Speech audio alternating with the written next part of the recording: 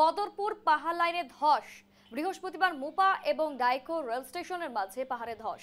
Up Kanchenjunga express train দাঁড়িয়ে পড়ে এবং মাইবং রেল স্টেশনে কিন্তু আটকে যায়। বেলা বাড়লে একাধিক ট্রেন বাতিলের সিদ্ধান্ত নেয় কর্তৃপক্ষ এবং এই নিয়ে কিন্তু বড় আপডেট উঠে আসছে। ফের লামডিং বদরপুর পাহাড় লাইনে ধস এবং ধসের জেরে কিন্তু জেরবার সেখানকার জনজীবন, রেল চলাচল বন্ধ হওয়ার কিন্তু আশঙ্কা।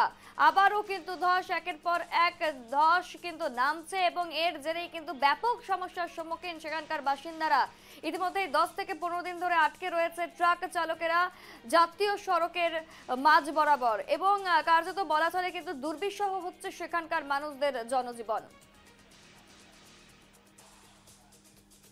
से मिट्टी आके नीचे आई है ट्रैक पे, बोल्डर्स भी आए हैं, उसकी वजह से हमारा ट्रैक में बाधा आ गई है।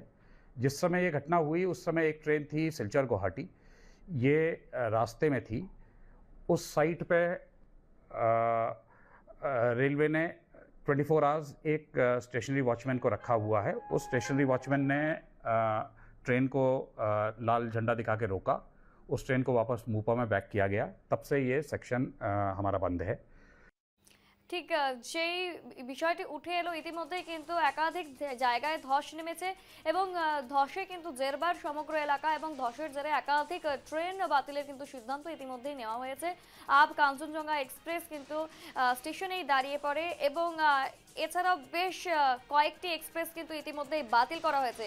এই ঘটনার জেরে কিন্তু আবারও স্তব্ধ হয়েছে সেখানকার জনজীবন, আবারও কিন্তু যান চলাচল থেকে শুরু করে সাধারণ মানুষের গন্তব্য ইত্যাদি কিন্তু ব্যাহত হচ্ছে। আপনাদের দেখানো হচ্ছে একেবারে সেই ধসের ছবি এবং এই ধসের জেরে কার্যত বিপর্যস্ত সেখানকার জনজীবন। এই বিষয়ে আমরা আরো বিস্তারিত জেনে নেব। আমাদের সঙ্গে ইতিমধ্যেই সরাসরি যুক্ত হয়ে গিয়েছে প্রতিনিধি ধীরাজ। ধীরাজ, আবারও ধস এবং ধসের জেরে বাতিল একাধিক ট্রেন এবং এই নিয়ে ঠিক এখন কি আপডেট রয়েছে, কোন কোন ট্রেন বাতিল করা হয়েছে? হ্যাঁ, যেমনটা তুমি শোনালে যে ইতিমধ্যে লামডিং এর যে ডিআরএম যে সমীর লোহানি উনি কিন্তু যে মন্তব্যটা করলো তা থেকে স্পষ্ট বোঝা যাচ্ছে যে গতকালের যে ধস পড়া ঘটনাটা এবং সেই ঘটনায় কিন্তু যদি সেই কর্মরত রেল কর্মী যদি সেই স্থানে দাঁড়িয়ে এই যে লাল পতাকা দাঁড় করে দেখিয়ে যদি ট্রেনটিকে সেখানে দাঁড় না করাতো তাহলে কিন্তু একটি দুর্ঘটনা হওয়ার সম্ভাবনা ছিল।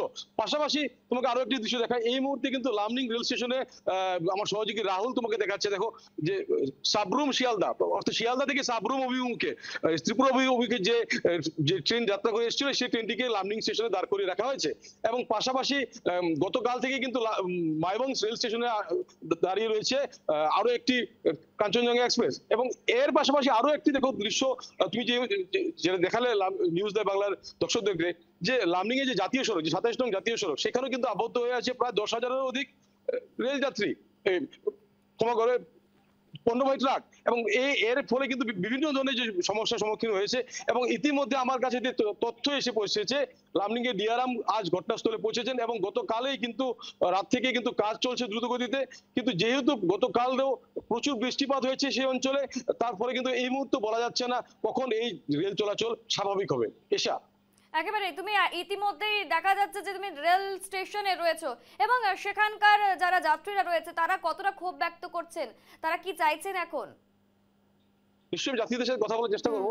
দাদা, আপনি কোথা থেকে এসেছেন এবং কোথায় যাবেন? আমি গুয়াহাটি থেকে আসি। অলরেডি আমি 11টা ট্রেনে আসার কথা ছিল, ওটা ক্যান্সেল হয়েছে। আর তারপর ওটাতে জেনারেল টিকিট করেছি, এখনো টিকিটও দেয়নি। গুয়াহাটি থেকে আপনার বদরপুর পর্যন্ত, লামডিং পর্যন্ত টিকিট করে আসতে হয়েছে। তারপর এখন এসে আবার লামডিং থেকে টিকিট করতে হচ্ছে বদরপুর পর্যন্ত, মানে ভোগান্তির শেষ নেই।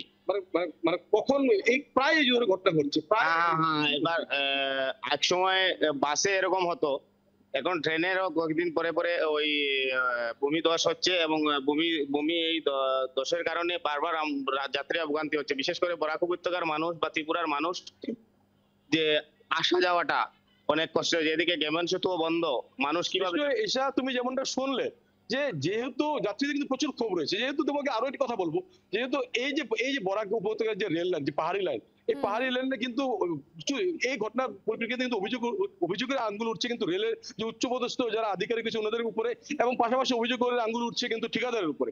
কারণ 2022 সালেও কিন্তু এই ধরনের ঘটনা হয়েছিল এবং সেই সময় কিন্তু কেন্দ্র সরকার এবং রাজ্য সরকার থেকে কোটি কোটি টাকা বরাদ্দ করা ছিল এই যাতায়াতের ক্ষেত্রে বা এই পাহাড় লাইনের ক্ষেত্রে উন্নতি করার জন্য, কিন্তু এরপরেও প্রায় কিন্তু এই ধরনের ঘটনা সংঘটিত হচ্ছে। এশা, একেবারে এই যে দৃশ্য উঠে আসছে, রেল লাইনে রেল দাঁড়িয়ে রয়েছে, কি জানা যাচ্ছে রেল কর্তৃপক্ষের পক্ষ থেকে কখন হবে আবারও স্বাভাবিকভাবে যাতায়াত?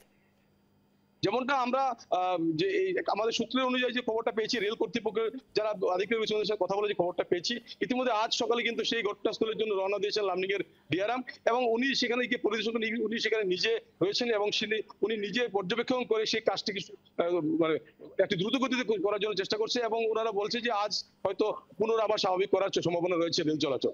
এসা একেবারে ধন্যবাদ তোমাকে। আমাদের প্রতিনিধি ধীরাজ একেবারে সরাসরি কিন্তু লামডিং স্টেশন থেকে উপস্থিত ছিলেন, এবং সেখানে যে চিত্র উঠে এলো, এই যে একাধিক ভূমিধসের জেরবার একেবারে এলাকা, এবং এর জেরেই কিন্তু ইতিমধ্যে স্তব্ধ রয়েছে একাধারে। যখন জাতীয় সড়কে যখন দাঁড়িয়ে রয়েছে একাধিক ট্রাক, ঠিক একই দৃশ্য কিন্তু উঠে আসছে রেল লাইনের ক্ষেত্রেও। রেল লাইনেও ধসের জেরে কিন্তু ইতিমধ্যেই রেল পরিষেবাও কিন্তু একেবারে ব্যাহত হয়েছে, কার্যত সমস্যায় পড়েছেন কিন্তু যাত্রীরা।